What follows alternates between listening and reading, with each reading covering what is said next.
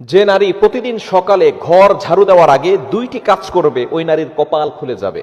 বর্তমানে আলহামদুলিল্লাহ নারীরা অনেকটা দিনের পথে চলে এসেছে, তারা এখন আলহামদুলিল্লাহ সঠিকভাবে চলার চেষ্টা করে। 1 নাম্বার হচ্ছে ফজরের সালাত আদায় করা। ফজরের 2 রাকাত ফরজ নামাজ আছে না নাই? ফজরের নামাজ কয় রাকাত? মোট হচ্ছে 4 রাকাত, 2 রাকাত সুন্নত, 2 রাকাত ফরজ।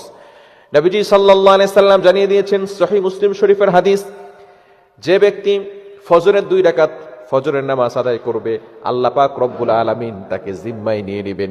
ওই ব্যক্তিকে দুনিয়ার কোনো শত্রু কোনো ক্ষতি করতে পারবে না। আল্লাহ পাক রব্বুল আলামিন নিজে পরের দিন ফজর পর্যন্ত তাকে হেফাজত করতে থাকবে। 2 নাম্বার আমল হচ্ছে কোরআনের তেলাওয়াত করা।